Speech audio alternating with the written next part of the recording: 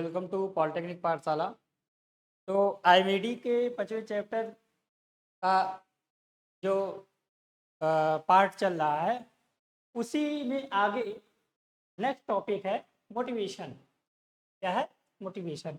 आप कोई इंडस्ट्री खोलने का विचार रख रहे हैं, छोटा मोटा उद्योग चलाने का विचार रख रहे हैं, ठीक है, या फिर आप शेयर कर रहे हैं किसी को उद्योग चलाने में, ठीक है, तो आपके अंदर प्लस आपके अंदर कितने अधिकारी कर्मचारी काम कर रहे हैं, या फिर अधिकारी के नीचे कर्मचारी, या फिर कर्मचारी मतलब हायर लेवल जो हमने हायरार्ची बताया था, सबसे ऊपर कौन रहेगा? ओनर रहेगा, फिर उसके बाद मैनेजर रहेगा।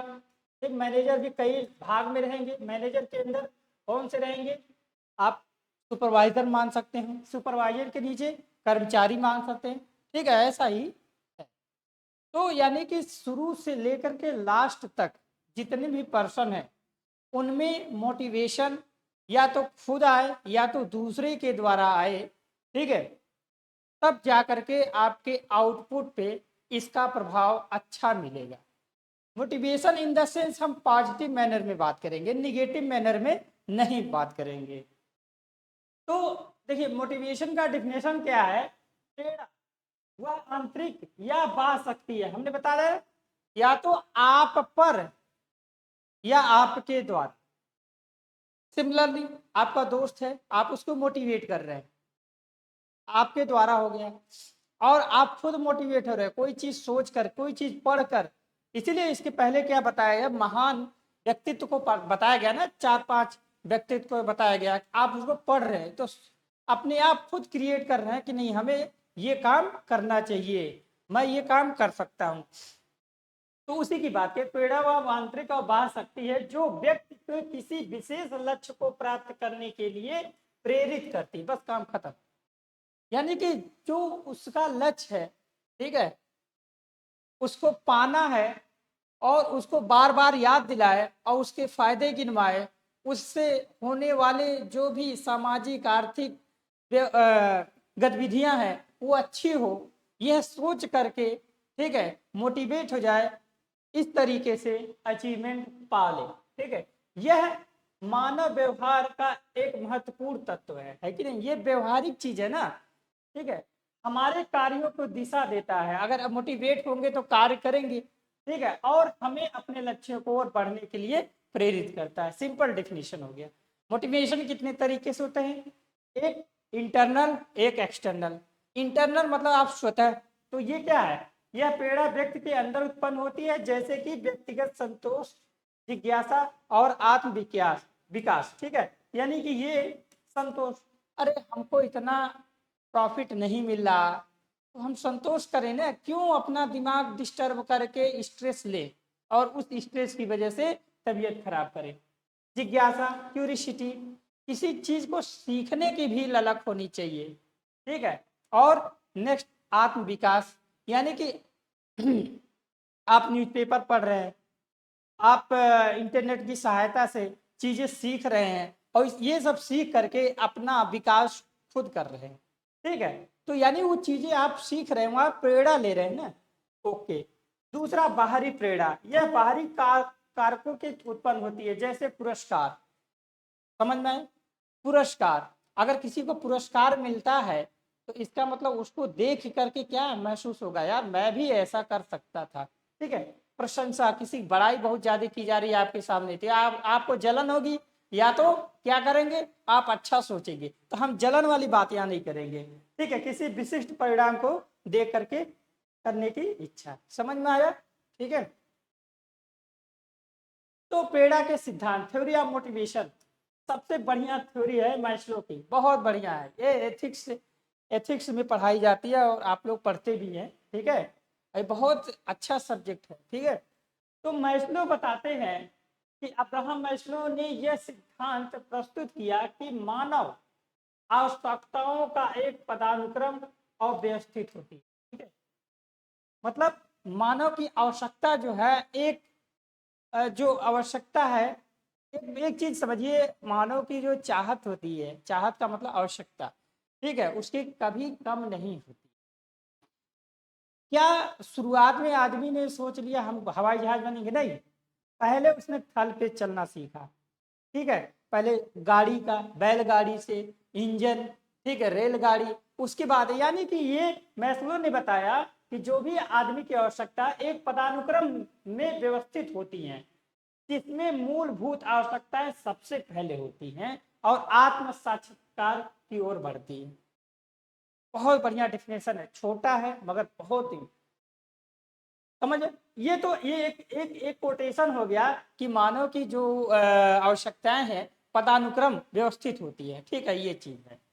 दूसरा, और उसमें जो उसकी आवश्यकता सबसे पहले क्या होती है, आदमी की सबसे आवश्यकता है कि तो पहले रोटी होती है, यानी कि उसकी फिजिकल नीड होती है, यानी खाने की जो चीजें हैं पहले है। ठीक है, उसकी आवश्यकता सबसे पहले होती है। अगर मान लो आज हमें रोटी नमक में मिला, ठीक है, खाते गए, ठीक है, और हमें ये लग रहा है कि हम पनीर भी पा सकते हैं, ठीक है, तो अंदर से क्या होगा, प्रेरणा क्रिएट होगा। ओके। दूसरा, अगर हम नमक रोटी खा रहे हैं, ठीक है, और बगल में बगल में बहुत सारे लोग पनीर खा रहे हैं, ठीक है, तो इसका मतलब अब आपके पास पैसा है, तो आप क्या कर, दूसरे को देख करके भी तो आप प्रेरित हो जाओगे। तो इस तरीके से इन्होंने इतने 2.5 लाइन में इन्होंने पूरी बात कह दी है। ठीक है, तो ये डिफिनेशन बहुत इंपॉर्टेंट है, इसको आप लोग नोट कर लीजिए, याद कर लीजिए। नेक्स्ट, हर्जबर्ग का है दो कारक सिद्धांत। ठीक है, द्विकारक। यह सिद्धांत कहता है कुछ कारक कार्यस्थल में संतोष पैदा करते हैं, ठीक है, और जबकि अन्य कारक असंतोष पैदा करते हैं। ठीक है, हाइजीन फैक्टर और मोटिवेटर्स।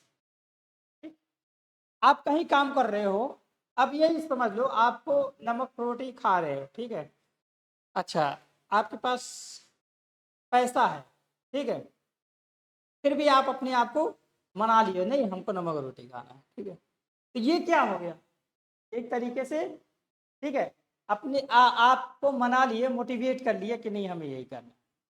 अगर आप नहीं मना पाए तो क्या होगा, आप असंतोष किए ना, ठीक है, यानी संतोष अगर किए तो मोटिवेट, अगर असंतोष करिए तो हाइजीन फैक्टर हो गया। समझ में आया?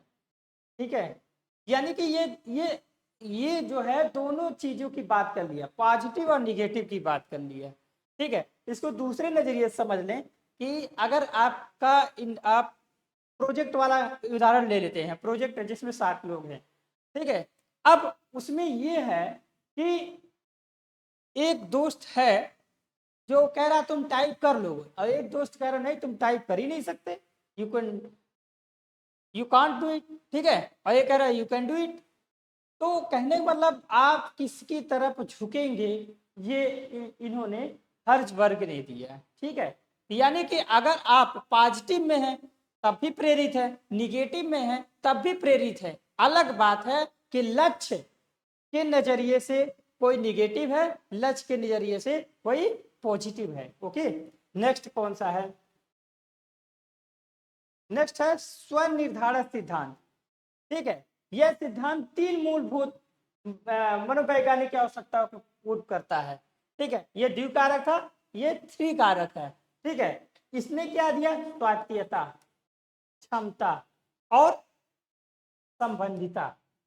स्वायत्तता मतलब पहले अपने आप खुद डिसाइड करोगे, डिसाइड करने का मतलब प्रेरित हो निगेटिव में कि पॉजिटिव में, एक कारक तो ये है। दूसरा क्षमता, ठीक है, कहने मतलब ये है, ये सिद्धांत जो है पहले आप पे डिसाइड होता है कि आप उस चीज को मानोगे नहीं मानोगे, यानी निगेट अपने दोस्त की बात मानोगे टाइप कर लेगा, या दूसरे दोस्त की बात मानोगे कि नहीं टाइप, पहले ये जरूरी चीज है। ठीक है, कि स्वायत्तता होना चाहिए।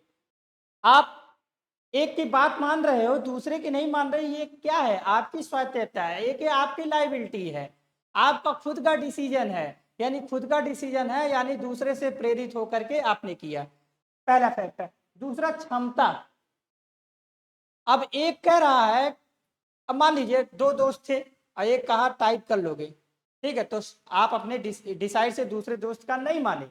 अब 2 दोस्त और हैं, अब वो कह रहा नहीं कि तुम 2 घंटे में 400 पेज कर लोगे, और एक कह रहा नहीं यार 1 घंटे में 50 पेज कर लोगे। मान ले एक 400 पेज कह रहा है और एक 50 पेज कह रहा है, तो पहले आप डिसाइड करो यार मेरी क्षमता 50 वाली, हम क्यों उसकी बात माने, यानी क्षमता की बात करेगा। नेक्स्ट, संबंधिता।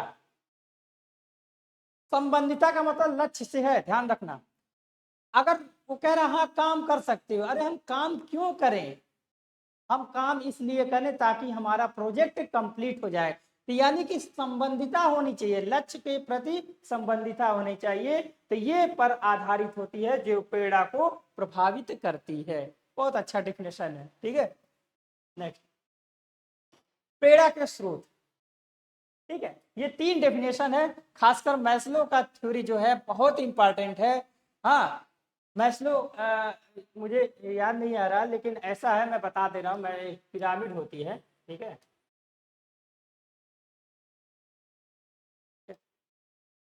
ये होता है फिजिकल नीड, शायद पढ़ोगे आप लोग, ठीक है। ठीक है, ये होती है सोशल नीड, ठीक है। ये होती है कल्चरल नीड, नीड आवश्यकता, ठीक है। और ये होती है ईस्टर्न, ईस्टर्न, ठीक है। एक बीच में और कोई स्टेप होती है। पहले आदमी किस चीज़ की ज़रूरत पूरा करता है, पहले अपनी जो फिजिकल नीड होती है, मतलब जिससे उसका जीवन चले, उसके बाद क्या करेगा, सामाजिक, यानी लोग उसकी इज्जत करें, ठीक है। फिर और उससे बड़ा सोचेगा कि मतलब उसकी जो बात बताई जाए वो लोग माने, ठीक है। समझ में, एक तो इज्जत, देखिए दोनों चीज अलग है। इसमें 2-3 पर्सन हैं जो आपकी बात मान रहे, इसमें ज्यादा पर्सन है, इसमें और ज्यादा से ज्यादा पर्सन है, ठीक है। स्ट्रीम, स्ट्रीम का मतलब या तो आदमी पागल हो गया या तो आदमी भगवान हो गया, ठीक है। तो इन्होंने एक ऐसा पिरामिड बनाया था। तो यहाँ से है वो नीड की बात, जब आदमी की चाहत होगी तभी वो अपने आप को प्रेरित करके या दूसरे से प्रेरित करके ही तो काम कर पाएगा, ठीक है। चलिए, प्रेरणा के स्रोत, कौन कौन हमें प्रेरणा दे सकता है, यानी कौन कौन हमें मोटिवेट कर सकता है। पहला तो, अगर लक्ष्य का सेटिंग सही नहीं है या लक्ष्य का सेटिंग ही नहीं है, हम चले जा रहे हैं चले जा रहे हैं, अरे कहाँ जा रहे हो भैया, कोई पूछा कहाँ जा रहे हो, अच्छा यार ये तो मैंने सोचा ही नहीं, तो जो सोचा ही नहीं तो कहाँ चले जा रहे हैं, ठीक है। तो कहने मतलब ये है कि आपका लक्ष्य अगर सेट होगा तभी आप मन से काम कर पाएंगे, मन से काम करने का मतलब प्रेरित हो पाएंगे, ठीक है।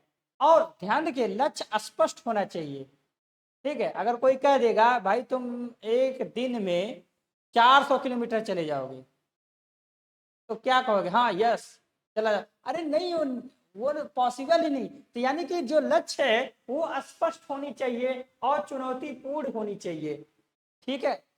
अरे एक दिन में चलिए 10 किलोमीटर मान लेते हैं, ठीक है, इतना चले जाएंगे, ठीक है। दिन का मतलब हम 12 घंटे की बात कर रहे हैं, ठीक है। तो स्पष्ट और चुनौतीपूर्ण लक्ष्य को निर्धारित करना होता है। अगर ये ऐसा है और प्रयासरत है, ऐसा नहीं है कि बीच में छोड़ दे रहे हो, तो वो ऐसा लक्ष्य आपने डिसाइड किया कि प्रयासरत है, यानी ऑलरेडी प्रयास किया गया है, तो ऐसा होना चाहिए, तो ठीक है। नेक्स्ट, सकारात्मक पुनर्वर्तन, ठीक है, रेनफोर्समेंट। यानी कि अगर सपोज दैट आप चलते चलते गिर गए, ठीक है, चलते चलते गिर गए और आप कहोगे नहीं मैं हार गया, नहीं हारो मत, आपकी सोच जो है अच्छी होनी चाहिए, पॉजिटिव होनी चाहिए। यानी वही की बात, सकारात्मक पुनर्प्रवर्तन, पुरस्कार या प्रशंसा के रूप में सकारात्मक पुनर्प्रवर्तन व्यक्ति की प्रेरणा को बढ़ा सकता है। यानी चलते चलते गिर गया तो साइड में जो लोग हैं, नहीं नहीं कमान उठो, ठीक है, इस तरीके से तो बाहर के लोग इंड्यूस कर रहे हैं, यानी कि आप उनसे सकारात्मक चीजें ले रहे हैं, ठीक है। नेक्स्ट है आत्म प्रेरणा। आत्म प्रेरणा मतलब स्वतः का, ठीक है, गिरते गिरते चलते चलते आप गिर गए, ठीक है, नहीं कोई है आपको बताने वाला, तो आप खुद मोटिवेट कर सकते हो ना अपने आप को, ठीक है। तो ये सब कारक है, ठीक है, ये 2-3 कारक है। लक्ष्य दूसरे के द्वारा और प्लस अपने के द्वारा, बस। प्रेरणा के लाभ, प्रेरणा अगर हम पॉजिटिव में बात कर रहे हैं, ठीक है, एक होता है विख्यात, एक होता है कुख्यात, ठीक है। तो विख्यात पॉजिटिव मैनर में सोचा जाता है और कुख्यात निगेटिव मैनर में सोचा गया है। जो हिंदी के लोग हैं समझ जाएंगे बड़े अच्छे से, ठीक है। तो अगर आप पॉजिटिव में चल रहे हैं, हाँ, और मोटिवेट हैं, तो उससे फायदा क्या है? उच्च प्रदर्शन, ही आपका परफॉर्मेंस अच्छा होगा। अगर आप प्रेरित हैं, कोई काम कर रहे हैं, मन से कर रहे हैं, लगन से कर रहे हैं, इसका मतलब या किसी के द्वारा प्रेरित है या खुद प्रेरित है, तो आपका परफॉर्मेंस दूसरे के नजरिए में अच्छा हो जाएगा।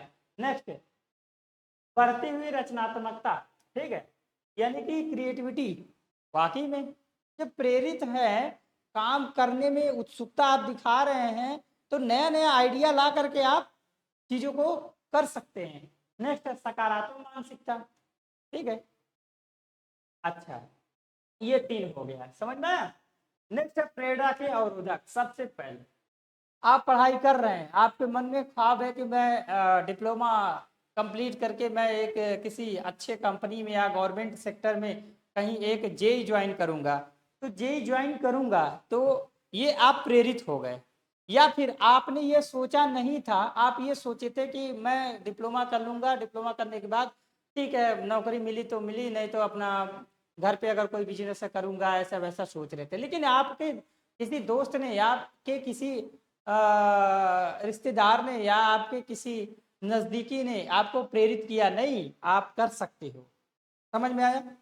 तो आपने पॉजिटिव मैनर में सोचा, आपने कहा कि नहीं हम सरकारी नौकरी करेंगे जेई में, ठीक है। तो ये तो हो गया। तो वाली कौन कौन ऐसे हैं, ये तो हमने पॉजिटिव बताया, और रोकने वाले कौन है? प्रेरणा के अवरोधक। तो पहला कौन है? भय और संदेह।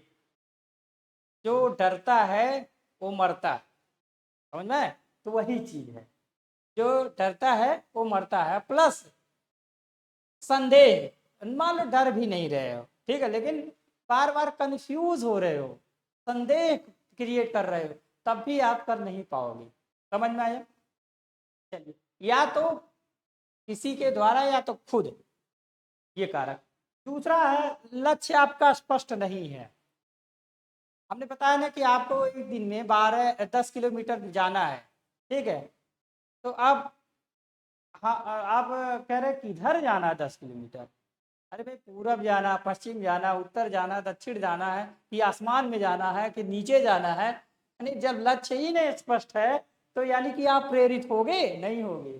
चलिए, तो प्रतिकूल वातावरण, प्रतिकूल वातावरण, आपके इर्द गिर्द के जो लोग हैं वो पॉजिटिव सोच रखने वाले हों और आपको पॉजिटिव ही बताएं, ठीक है।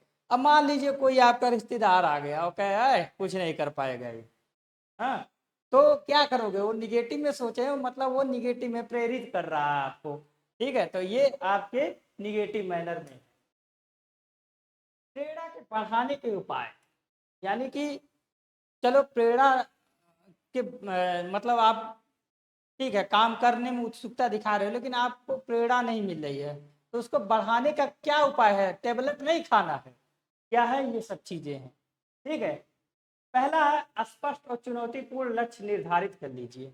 बार बार आ रहा है, अगर लक्ष्य आपका स्पष्ट हो और चुनौतीपूर्ण हो तो ठीक है। दूसरा क्या? सकारात्मक सोच विकसित करें। अरे हम निगेटिव ना सोचे, बेशक कोई हमको बहकाए। तीसरा, अभिप्रेरक वातावरण का निर्माण करें। हम उस जगह पे ज्यादा रहें जहाँ पे हमारे बारे में लोग अच्छा सोचे। तो यही सब है उपाय हो गए। और ऐसे लोगों से दूर रहें जो हमको निगेटिव मैनर में। कंक्लूजन क्या है? प्रेरणा जीवन के प्रत्येक पहलू में सफलता प्राप्त करने के लिए एक महत्वपूर्ण तत्व है। समझ में आया? ठीक है। एक आप लोग गाना सुना होगा, दुनिया में कितना गम है फिर भी मेरा कम है, ऐसा कुछ है। यानी वो तुलना कर रहा है यार कि मैं ही नहीं बहुत उदास हूँ, हमसे भी ज्यादा लोग उदास हैं। और जब हमसे ज्यादा लोग उदास हैं तो हम थोड़ा बहुत तो खुश है ना। तो यानी कि क्या है? उसी तरीके से कि जीवन के पहलू में प्रेरक महत्वपूर्ण तत्व है, ठीक है। यह हमें हमारे लक्ष्यों की ओर बढ़ने के लिए प्रोत्साहित करता है और हमारे अंदर की सर्वश्रेष्ठ कलाकार को जगाने की कोशिश करता है। ठीक है, प्रेरणा के लिए सिद्धांतों और तकनीकों को समझकर हम अपने जीवन में अत्यधिक प्रेरित और करते हैं। दो लोगों का नाम लेते हैं, भगवान बुद्ध का नाम लेते हैं। वो कैसे थे? वो सेल्फ मोटिवेटेड थे। वो लोगों से नहीं राय मशवरा लेते थे कि हाँ इस तरीके से हम काम करें, इस तरीके से कि हम एक तरीके से मतलब जैसा होता नहीं भगवान बन जाए। अब एक हनुमान जी हैं, उनके अंदर बहुत शक्ति है, लेकिन किसी ने बताया ही नहीं। जब किसी ने बताया जाता है तो ऐसा कहा जाता है, लिखा जाता है कि वो पहाड़ उठा लिए। तो होता नहीं है, दोनों का अलग अलग है। एक स्वतः प्रेरित है, दूसरे के द्वारा प्रेरित। ठीक है, इस तरीके से। अब प्रेरणा का प्रभावित करने वाले कारक, ठीक है, अभिप्रेरण के फैक्टर अफेक्टिव मोटिवेशन। मोटिवेशन को कौन कौन लोग प्रभावित कर सकते हैं, अभी थोड़ी देर पहले हमने बताया था, लेकिन उसको दूसरे नजरिए से यहाँ बताया। स्वतंत्रता की भावना, स्वायत्तता जिसको कहते हैं, ठीक है, स्वतंत्रता की भावना। अगर आप कंफ्यूज हैं, आप अपने आप को स्वतंत्र नहीं किए हैं और लोगों की बात को सुन करके आप मतलब उनकी बात आधा सुन रहे इधर सुन रहे, तो आप प्रेरित नहीं हो पाओगे पॉजिटिव में। दूसरा सार्थकता, एक्यूरेसी, यानी जो कोई बोल रहा है, अगर कोई बढ़िया चीज बोला तभी आप उसको गेन करिए, अन्यथा मत गेन करिए। आत्मसंतुष्टि, अगर 50 लोग बोले और लगे आपकी बात सही है तो आप अपनी बात मानिए। आंतरिक लक्ष्य, आप अपने भीतर जो है टारगेट डिसाइड करिए रहेगा कि हमें ये काम करना है। कारक पुरस्कार हमने बता ही दिया है, प्रेरणा कंपटीशन बता दिया है, सामाजिक समर्थन बता दिया है, ये सब चीजें बता ही दिया हमने। पर्यावरण बता दिया, आर्थिक लाभ बता दिया। व्यक्तिगत कारक, लक्ष्य निर्धारण, आत्मविश्वास, ये सब, हाँ ये सब चीजें हमने बता दिया। ठीक है, प्रेरणा को प्रभावित करने वाले संगठनात्मक कारक कौन कौन है? ठीक है, पहला है, अगर मान लीजिए झुंड में लोगों को प्रेरित करना है तो नेतृत्व शैली अपनाइए। ठीक है, मतलब नेता क्या होता है? प्रेरित करता है ना, या फिर जो कर्नल होता है या फिर सुपरवाइजर होता है, वो अपने कर्मचारियों को, अपने नीचे के आर्मी पुलिस जो भी है उनको मोटिवेट करता है। ठीक है, तो इस तरीके से कार्य की प्रकृति बताए, विकास का अवसर ये बताए। ठीक है, इस तरीके से। और कार्य की पहचान बताए, है ना, कार्य की पहचान, जिस आदमी को जो कार्य देना है अगर वही देंगे तब वो प्रेरित हो जाएगा। प्लस कार्य जीवन का संतुलन बताए, ये बताए कि अगर ये काम करोगे तो इसमें आपके शरीर के अनुसार ये काम आपका फिट है। अब ये बताइए किसी कोई हैंडीकैप है और उसको काम दे दिया गया है कि सीढ़ी से चढ़ना उतरना है, तो ये क्या वो प्रेरित ही नहीं हो पाएगा। तो इस तरीके से प्रेरित करने वाले कुछ कारक हो गए। कंक्लूजन वही चीज बता दिया गया है। ठीक है, नेक्स्ट है व्यक्ति में असंतुष्टि पैदा करने वाले कारक, यानी निगेटिव चीज। ठीक है, तो थोड़ी देर पहले हमने बताया कि अगर वो असंतोष वाली भावना है तो क्या किस वजह से होती है? ठीक है, अवास्तविक अपेक्षाएं, यानी अनडिजायरेबल एक्सपेक्टेशन। ठीक है, वही नहीं हमने बताया कि 10 किलोमीटर एक बता रहा, एक 50 किलोमीटर, क्यों एक्सपेक्ट कर रहा आपसे, लेकिन आप अपनी एक्सपेक्टेशन लगाइए कि आप कर सकते हैं, नहीं कर सकते हैं। ठीक है, दूसरा स्वीकृति में कमी, लैक ऑफ एक्सेप्टेंस। अच्छा, एक कह रहा है कि 10 किलोमीटर जा सकते हैं, एक कह रहा है 5 किलोमीटर है। अब कह रहे हो कि हाँ ठीक है, या दोनों की बात नहीं मान रहे हो आप, एक्सेप्टेंस स्वीकारने की बात भी तो रखिए। पहला पहचान की कमी। ठीक है, पहचान की कमी का मतलब ये है कि हाँ जो रास्ते हैं, अब 3-4 रास्ते किसी ने बता दिया, तो आप खुद देखिए ना कौन सा रास्ता आप कभी गए होंगे तो पहचानने की। अगर ये सब नहीं हो पाएगा तो क्या आपने टारगेट को अचीव नहीं कर पाएंगे। दूसरा है व्यक्तिगत विकास में अवसर की कमी। ठीक है, आप सोच रहे हैं, ठीक है, कि हमको कभी कोई प्रमोशन नहीं मिला, कोई इनाम नहीं मिला, ठीक है, या फिर कभी हमारी किसी ने प्रशंसा नहीं की, तो ऐसा मत सोचिए। ठीक है, अगर ऐसा सोचेंगे तो आप काम ही नहीं कर पाएंगे। असंतुलन जीवन शैली, ठीक है, असंतुलन मतलब एक होता नहीं है कि कभी कभी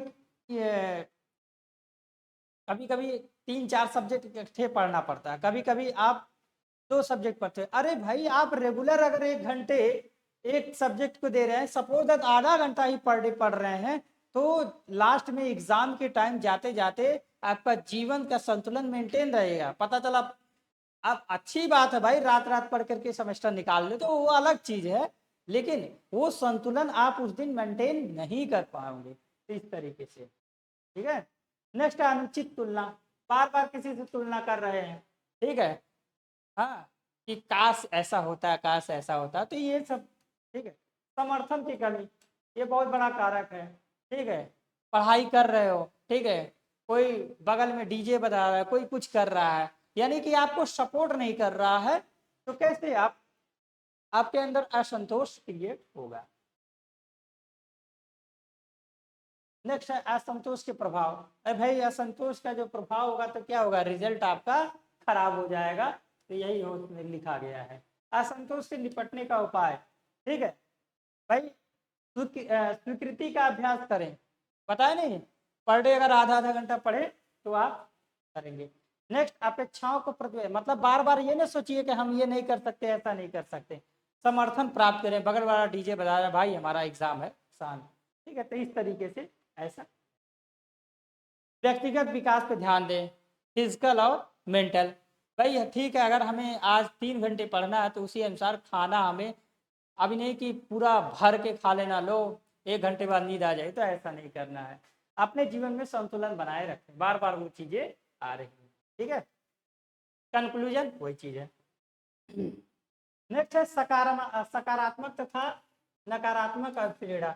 यानी कि अभी हमने थोड़ी देर पहले जो बताया, सकारात्मक क्या है, जो आपके लक्ष्य को प्राप्ति करे, आपका लाइफ स्टाइल जो है बैलेंस किए, तो वो सकारात्मक सोच रहेगा। नकारात्मक, अब सकारात्मक से क्या होगा, अभी थोड़ी देर पहले बताया, उच्च प्रदर्शन रहेगी, संतुष्टि और खुशी रहेगी, लंबी अवधि की प्रेरणा रहेगी, टीम में भावना की वृद्धि रहेगी। इसकी वजह से अगर निगेटिव रहेगा तो आपका प्रदर्शन थोड़ी देर के लिए अच्छा रहेगा, उसके बाद फिर खराब हो जाएगा। जो 2-2 घंटे 1-1 घंटे मन से, ध्यान रखिए, मन से पर डे पढ़ रहा है वही टैप कर पाएगा। अब तो ये दिन में पढ़ के टैप करने, ये ऐसा नहीं। हाँ, क्लास में अगर वो टीचर की बात सुन रहा है, कंफ्यूजन पूछ रहा है, तब हम हर मैनर की बात कर रहे हैं। ठीक है, तनाव की चिंता होगी। ठीक है, निगेटिव वाले असंतोष और सफलता, रचनात्मक में कमी। सही बात है, ये बहुत सही चीजें हैं ये सब चीजें। ठीक है, सकारात्मक और नकारात्मक प्रेरणा की तुलनात्मक अध्ययन एक एक बार पढ़ लेंगे, आपको अपने आप समझ में आ जाएगा। अब प्रेरणा के सुधार हेतु विधियां कौन कौन सी विधि, फिर से वही आ रहा है, फिर इसको ज्यादा डिस्कस नहीं करेंगे। पहले लक्ष्य आप निर्धारित सही करेंगे, सकारात्मक सोच सही रहेंगे। ठीक है, और पुरस्कृत और मान्यता ये देंगे, कार्य में विविधता लाएंगे। ठीक है, तो ये सब कैसे हो जाएंगे, अपॉर्चुनिटी और सेल्फ इम्प्रूवमेंट करेंगे। ठीक है, और सेल्फ अवेयरनेस और एंड रिफ्लेक्शन करेंगे। मतलब क्या, मतलब आप अपना काम खुद देखेंगे, सही मैनर में चल रहा है कि नहीं चल रहा है। ठीक है, और प्रेरणादायक नेतृत्व सुन रहे हैं, बार बार आप किसी की भाषण सुन रहे हैं, अगर आप बहुत उदास हो जा रहे हैं तो किसी की भाषण सुनिए जो आपको मोटिवेट कर रहा है, प्लस आप कार्य का संतुलन मेंटेन रखें। ठीक है, तो इस तरीके से ये, और प्रेरक वातावरण में रहें, मतलब जहां आपको निगेटिव लोग ना कहें, प्लस छोटे कदम और धैर्य रखें, उहा के कोई काम नहीं करना है। ठीक है, तो इस तरीके से प्रेरणा और अप्रेरणा की विशेषताएं। ठीक है, फिर से वही चीज आ रहा है, आंतरिक प्रेरणा और बाहरी वाला। ठीक है, देखिए आ गया। ठीक है, दूसरा है गोल डायरेक्शन बिहेवियर, लक्ष्य आपका, ठीक है, डिसाइड होना चाहिए। तीसरा क्या है, दृढ़ता और लचीलापन होना चाहिए। अब आप कहोगे नहीं 1 घंटा आज हमें पढ़ना ही, अब मन लग ही नहीं रहा, अरे थोड़ा बहुत रिलैक्स हो जाओ। ठीक है, तो इस तरीके से एक्टिवेशन एंड इनिशिएशन, सक्रिय और आरंभ, अभी फिर यहाँ। ठीक है, तो यानी कि हाँ ठीक है, आपका मन नहीं लग रहा तो आप घूम लिए, तो ये तरह, लेकिन थोड़ी देर बाद आप सक्रिय रहिए, तो इस तरीके से ये चीजें आएगी। पर्सनल एंड सोशल इन्फ्लुएंसेस, आप क्या मतलब आप कैसे लोगों से मिल रहे हैं या नहीं मिल रहे हैं, तो आपकी सोच अच्छी होनी चाहिए, सामाजिक सोच। ठीक है, किसी के बारे में गलत नहीं सोच रहा, या फिर ऐसे समाज से ही हम प्रभावित हुए जो हमारे बारे में गलत न सोचे। इमोशनल इम्पैक्ट कैसा है, अब पता चला किसी ने आके कह दिया कि अरे यार फलाने की तबीयत बहुत ज़्यादा खराब है, तो आप उसी में इतना भावुक हो गए कि आप पढ़ाई छोड़ दिए। मात्र तबीयत खराब होने के, मात्र बुखार होने से आप भावुक नहीं होइए। ठीक है, इस तरीके से। नेक्स्ट है सेल्फ इफिशियंसी, आत्म प्रभावशीलता और विश्वास होनी चाहिए। ठीक है। नेक्स्ट है रिवार्ड और सेटिस्फैक्शन, जो आपको रिवार्ड मिले, जो पुरस्कार मिले, आप सेटिस्फाई होइए, न कि बार बार ये कहिए कि हम तो इतना काम किए थे। आप सुपरवाइजर बनोगे और कोई कर्मचारी बोलेगा कि साहब हमने इतना काम किया, जब इतना काम किया तो हमको क्या मिलना चाहिए, इतना पुरस्कार मिलना चाहिए, तो ऐसा नहीं है। ठीक है, अगली बार मिल जाएगा। तो एक संतोष की बात कर रहा है, देखा ना, संतोष की बात कर रहा है। कंक्लूजन समझ में आ गया। ठीक है, हर हर जितने का कंक्लूजन लिखा है बहुत बढ़िया लिखा गया है। ठीक है, वो कंक्लूजन लास्ट में जरूर पढ़ा करिएगा। ठीक है, चलिए। सेल्फ मोटिवेशन, अभी तक हमने दो गए, मतलब एक बाह्य के द्वारा, एक सेल्फ मोटिवेशन।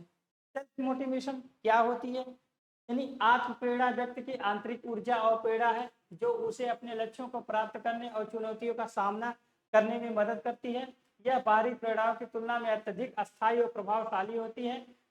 आप समझ गए, आप दूसरों की बात ज्यादा मान रहे हैं तो बाह्य हो गया, आप अपनी बात मान रहे हैं तो वो आंतरिक हो गया।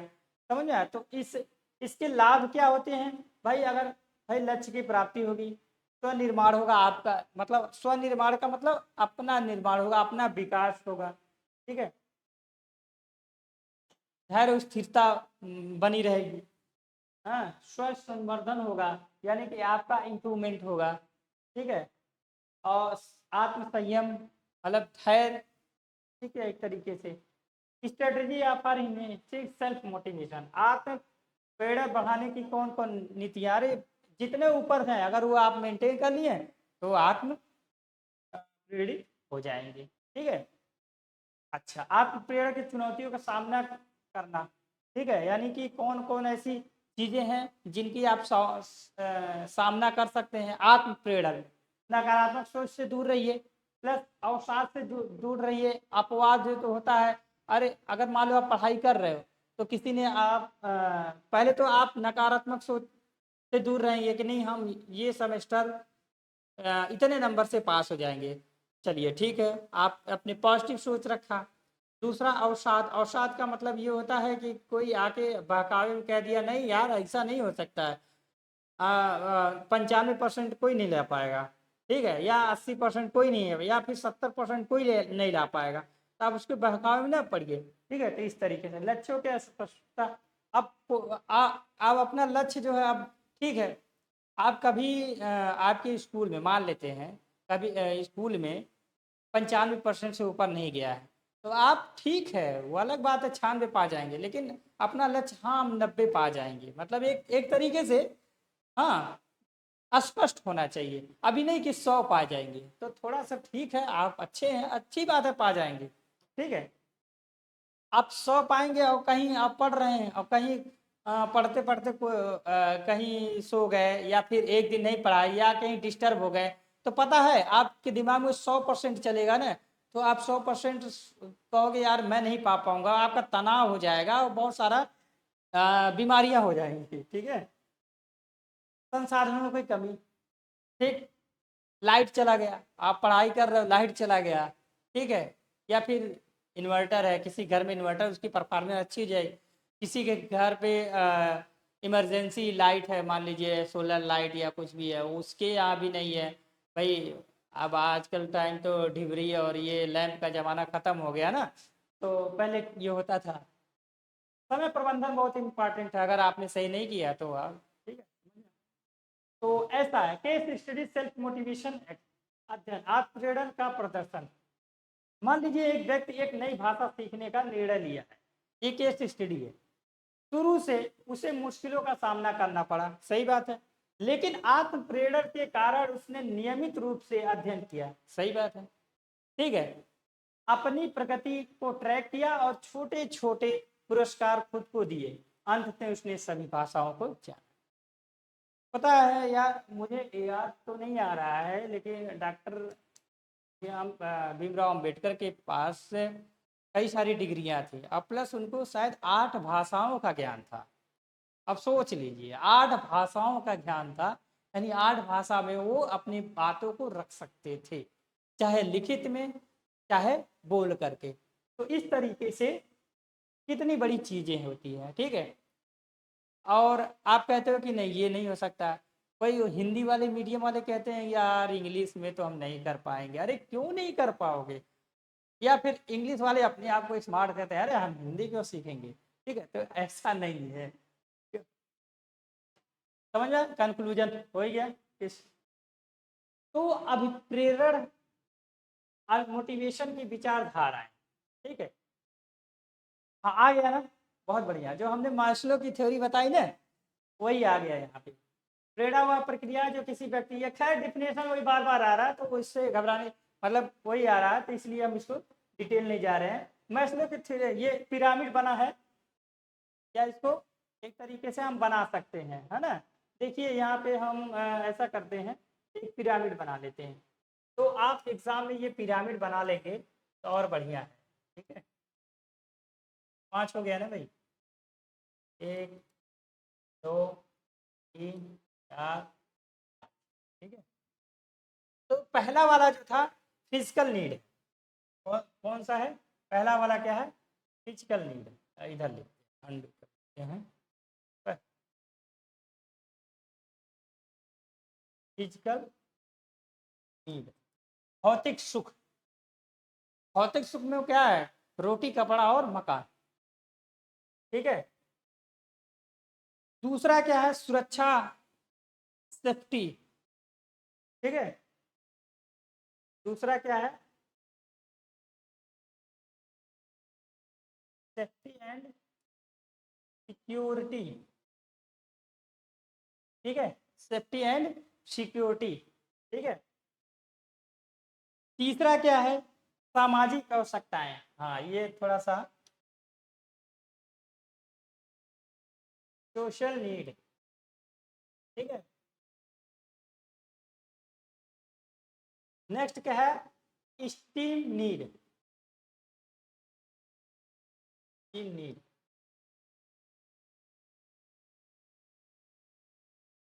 नीड।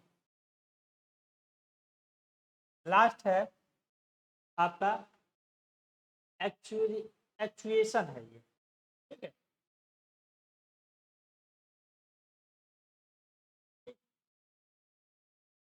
मैस्लो की ये आवश्यकताओं की एक पिरामिड है। सबसे पहले कौन सा देखता है? Physical need. सोचिए पहले जो मानव थे अपनी क्या, फिजिकल रोटी पहले तलाशते थे, उसके बाद रोटी कपड़ा यानी कि अपना तन ढकते थे, फिर जब गर्मी लगी बरसात हुआ तो कहीं गुफा में हो गए। चलिए इतना चल रहा था, उसके बाद कोई जानवर उस पर अटैक करने की कोशिश किया, तब वो सिक्योरिटी यानी सुरक्षा की भी ध्यान रखे, सेफ्टी का भी ध्यान रखे, ठीक है। पहले लोग ऐसे रहते थे, घर नहीं बनाते आज की घर में। पहले दरवाजे भी नहीं हुआ करते थे, हाँ? तो दरवाजे नहीं थे तो ऐसे ही सब सोते थे, ठीक है, उनका सामान वगैरह। लेकिन अब भाई डर सबको लगेगा, ठीक है, तब क्या किया उन्होंने? दरवाजे बना दिया। अब तो और ज़्यादा हो गया सिक्योरिटी, सीसीटीवी कैमरा लग गया, ठीक है। गांव गांव में भी सीसीटीवी कैमरा लग रहा है, ठीक है। नेक्स्ट है, इतना आपका जरूरत जैसे ही पूरा हुआ, तब आप कहोगे कि नहीं यार हमको लोग जाने, ठीक है। सामाजिक नीड आ गई, ठीक है। चलिए सामाजिक नीड। नेक्स्ट है जो, नेक्स्ट है स्टीम, यानी कि आप ऐसा काम करें, ठीक है। एक तो आत्मसम्मान, दूसरे को मान्यता, मतलब आप ऐसा काम करें जैसे होता नहीं कि आपके ऊपर कौन है, आपके ऊपर कौन है, आपके ऊपर कौन है, ठीक है, इस तरीके से। तो ये जो स्टेप है, ये स्टीम वाला है, मतलब एक एक ऐसा स्टेप है कि आदमी सब कुछ हर जगह से परिपक्व हो गया, मतलब उसको लोग इज्जत भी कर रहे हैं, तो वो सोचेगा नहीं कि हम समाज के लिए कुछ करें, ठीक है। हमको जब लोग अच्छा समझ रहे हैं तो हम समाज के लिए करें। तो क्या करेगा, समाज के लिए क्या करेगा, एनजीओ खोलेगा, नेता बन जाएगा, गांव का मुखिया बन जाएगा, तो उसकी वो चाहत हो जाएगी। ठीक है, अच्छा वहां भी वो अच्छा हो गया तो कहेगा नहीं मुरा मैं ऐसा काम करूं, मेरे जो है मेरी बात कोई काटे ही नहीं। ठीक है, जब कोई काटे ही नहीं तो आप क्या बनोगे, या तो आप पागल बनो या तो भगवान बनो। ठीक है, समझ में आया? तो इस तरीके से ये इन्होंने नीड हर्षबर्ग दी कारक अभी थोड़ी देर पहले बताया, हाइजीन फैक्टर और मोटिवेटर फैक्टर, तो रिपीटेड हो गया, कोई ऐसी बात नहीं है। नेक्स्ट है मैकलेंडन का थ्योरी, जो हमने 3 कारक वाला बताया था, सफलता और संबंध, ये ऑलरेडी डिस्कस कर दिया गया था। ठीक है, हाँ, वीक एंड लीजेंडर का उद्देश्य सिद्धांत वरेन। ठीक है, ये भी आया है, ये 3 तरीके से है, मतलब प्रेरित करने के लिए। आप अगर आपसे अपेक्षा की जा रही है, अब आप अपेक्षा कर रहे हैं कि ये काम कर सकते हैं, तो आप प्रेरित है ना। नेक्स्ट है प्रस्तावना, यानी कि आपका जो काम करने का प्रारूप है वो सही है कि नहीं सही है, तभी आप वो काम कर सकते हैं। प्लस पुरस्कार का मूल्य, आपको कोई काम दिया गया है और आपको कहा गया ये काम कर देंगे तो आपको मान लीजिए 1,000 रुपया दिया जाएगा, तब आप जब सेटिस्फाई रहेंगे तभी आप काम करेंगे। तो इन्होंने ये 3 चीजें बताई। एडम ने ही बताया, मतलब ये विक्टर बूम ने बताया और फिर एडम ने ही भी कुछ ना कुछ अपनी चीजें बताई। तो ये सब लोग हैं जो अपनी अपनी चीजें, खासकर मैस्लो हाइजरबर्ग का ही याद कर जाइए। ठीक है, कंक्लूजन, कंक्लूजन बार बार बताने की जरूरत नहीं है। ठीक है, चलिए, मैस्लो की आवश्यकता और प्राथमिक जो नीड है, फिजिकल नीड, उसकी क्या क्या चीजें होती हैं। सबसे क्या होता है, भोजन, पानी, आश्रय और नींद, यही तो है चीजें। रोटी कपड़ा और मकान, यही चीज थी ना, तो बहुत ही। नेक्स्ट है सुरक्षा, बताई दिया हमने, सामाजिक बताई दिया हमने। ठीक है, आत्मसम्मान इस चीज बताई दिया है। ठीक है, नेक्स्ट है सेल्फ एक्चुएशन नीड, यानी कि स्व साक्षात्कार, मतलब आप अपने आप से बात कर, आप अपने आप से बात कर, बाप से नहीं, आप अपने आप से बात कर रहे हैं, तो इसका मतलब क्या है, इसका मतलब आप पागल हैं या फिर आप भगवान। ठीक है, समझे? तो ऐसा ऐसा सिचुएशन। नेक्स्ट है इस सिद्धांत का क्या महत्व है। ठीक है, इस सिद्धांत का क्या महत्व है, जैसा कि ये महत्व है कि ये नीड का है, और नीड तभी पूरा होगा जब आपके अंदर प्रेरणा जागेगी, तो ऐसा है। ठीक है, तो हाँ, यहाँ से हम बात करते हैं एप्लीकेशन ऑफ दिस थ्योरी, कहाँ कहाँ। पहला तो प्रेरणा, जहाँ प्रेरणा लेना होता है ये आप पढ़िए। दूसरा क्या है, शिक्षा और प्रशिक्षण में पढ़ाया जाए। ठीक है, शिक्षा क्यों इम्पोर्टेंट है, नौकरी के लिए ही नहीं, जरूरी है। आपके साथ गलत हो ये आप सतर्क हो जाएं। किसी आपके सामने कुछ गलत हो रहा, आप गलत ना होने दें, शिक्षा का मतलब होता है। ठीक है, नौकरी पाना ही नहीं होता है। स्वास्थ्य की देखभाल, आप शिक्षित भाई, स्वास्थ्य की देखभाल, जब आप प्रेरित हैं कि हमको ये खाने से बुखार हो जाएगी, ये खाने से ये हो जाएगा, तो ऐसा आप न करिए। ठीक है, तो ये सब चीजें सोशल वर्क में है।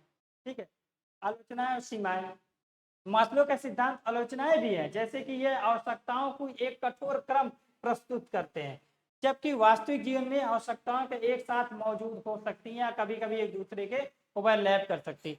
इन्होंने ये कहा कि फिजिकल नीड पहले जरूरी है। ठीक है, कभी कभी क्या होता है कि फिजिकल नीड के साथ साथ आपका दूसरा वाला वो भी पूरा हो जाता है, यानी कि आप कहीं गए, अब आप क्या किए, आप अपना रोटी कपड़ा मकान का भी व्यवस्था कर लिए, यानी खाने पीने रहने का भी व्यवस्था कर लिया, प्लस आपने वहीं सीसीटीवी कैमरा लगा लिया, प्लस तुरंत गए आप लोगों से मिल भी लिए, आपको लोग अच्छा कहने, यानी ओवरलैप कर सकता है। तो ये सब चीजें हैं। ठीक है, अब हर्जबर्ग का भी इसी तरीके से है, तो खासकर हम मैस्लो का ही ज्यादा इंटरेस्ट ले रहे, तो मैस्लो पे ही ध्यान दीजिए। ठीक है,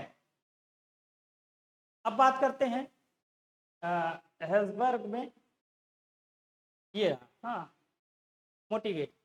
प्रेरक हुआ ये रहा आपका हैचबर्ग वाला जो है, यह सिद्धांत उन कारकों के बीच अंतर करता है जो नौकरी में संतोष और उत्पन्न करते हैं और जो असंतोष सफाई कारक को करते हैं। ये मतलब संतोष असंतोष दो की बात की है हर्जबर्ग ने, ठीक है। तो वो कहाँ लागू होता है, ये ऐसा है, ठीक है। या अगर आप स्वयं को अपने काम के लिए नहीं पहचान पाते हैं तो उसके लिए क्या है, उपलब्धि। पहला तो आप अगर अपनी उपलब्धि नहीं पहचान पाएंगे तो क्या प्रेरित होंगे, नहीं प्रेरित होंगे।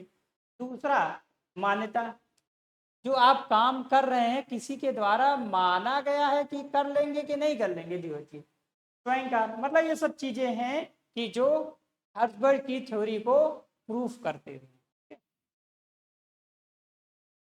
समझ में आया? तो इसी का ही है कंक्लूजन। एप्लीकेशन हर्जबर्ग उसी तरीके से है, ठीक है। हर्जबर्ग की थ्योरी जो है ये थोड़ा सा इसलिए और इम्पॉर्टेंट हो जाती है क्योंकि ये इंडस्ट्रियल लेवल पे है, ठीक है।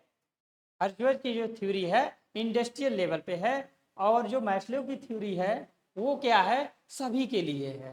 तो हर्जबर्ग की थ्योरी भी इम्पॉर्टेंट है।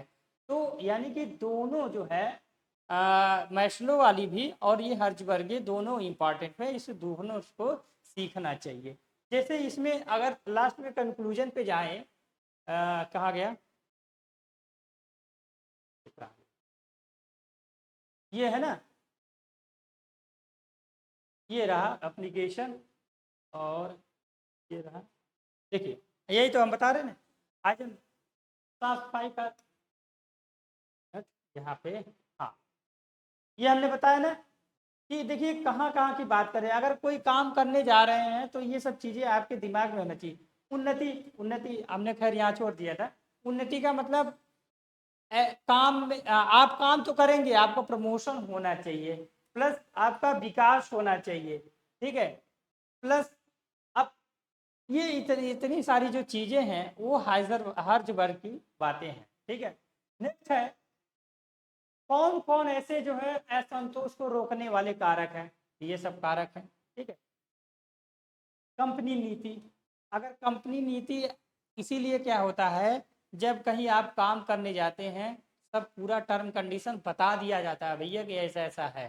तो अगर टर्म कंडीशन आपसे बताया ही नहीं गया है और बता दिया गया, मान लो आपके दिमाग में था कि आप जाके किसी मशीन पे काम करेंगे, अब पता चला वहाँ फायर का काम करने लगे, तो एक तरीके से ये आपके साथ गलत हुआ। तो इसी तरीके से ये चीज़ें हैं, ठीक है।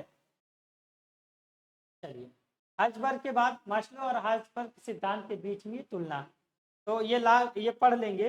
तो लिखा है मैस्लो आवश्यकताओं का पदानुक्रम सिद्धांत है जबकि हर्जबर्ग द्विकारक सिद्धांत यानी प्रेरणा के क्षेत्र में दो सबसे प्रभावशाली सिद्धांत। दोनों सिद्धांत ये समझने का प्रयास करते हैं कि विशेष रूप से कार्यस्थल में मानव व्यवहार क्या प्रेरित करता है, लेकिन इस विषय को विभिन्न दृष्टिकोण से देखा जाता है, ठीक है।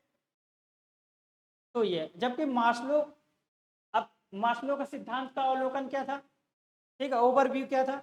मास्लो जो आवश्यकता पदानुक्रम मनोविज्ञान का एक प्रेरक सिद्धांत है जिसमें मानव की आवश्यकताओं के 5 स्तरीय, हमने बताया ना पिरामिड वाला, वही समावेश होता है। इन आवश्यकताओं को अवसर पिरामिड के भीतर पदानुक्रम स्तरों को रूप में दिखाया जाता है, ठीक है। इस तरीके से ओवरव्यू है, ये ओवरव्यू लास्ट में पढ़ लेंगे।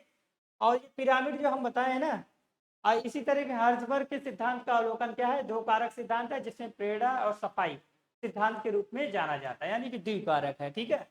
यह सुझाव देता है कि कार्यस्थल में प्रेरणा को प्रभावित करने वाले दो कारक है, सफाई कारक और प्रेरक कारक, ठीक है। हाँ, उच्च प्रेरणा की ओर नहीं ले जाते हैं और लेकिन यदि अनुपस्थिति हो तो असंतोष का कारण बन सकते हैं, ठीक है। इस तरीके से है। तो अवलोकन यानी कि कंक्लूजन की बात कर रहा है। चलिए कंपैरिजन ऑफ नीड, आवश्यकताओं की तुलना, physical need, physiological need versus hygienic factor, शारीरिक आवश्यकताएं बनाम सफाई कारक। ये क्या है कि मैस्लो ने क्या बताया कि पहले तो फिजिकल नीड जरूरत है, ठीक है। और मैस्लो का सिद्धांत में शारीरिक आवश्यकताएं भोजन पानी आश्रय जैसी बुनियादी जीवित रहने की आवश्यकताओं को संदर्भित करती है, जबकि हर्जबर्ग के सिद्धांत में सफाई कारक वेतन नौकरी और सुरक्षा और कार्य की स्थिति शामिल है जो आवश्यकता है लेकिन प्रेरित नहीं करते। ठीक है, लेकिन ये पहले जरूरी ना, ये मूलभूत है और ये आपका एक तरीके इंडस्ट्रियल लेवल का है। ठीक है, तो ये सारी चीज़ें हैं। तो डगलस डगलस मैक्रेगर भी हैं, एक्स वाई सिद्धांत दिए हैं, बहुत ज़्यादा इम्पोर्टेंट नहीं है। ठीक है, एक्चुअली एक्स वाई जो कारक है वही जैसे उसने हर्जबर्ग ने दिया था वही इन्होंने भी दिया है, तो यहाँ से आप इसको समझ सकते हैं। तो खासकर आप हर्जबर्ग और मैस्लो वाला ज़्यादा ध्यान देंगे तो समझ में आ जाएगा। ठीक है, समझ में आया?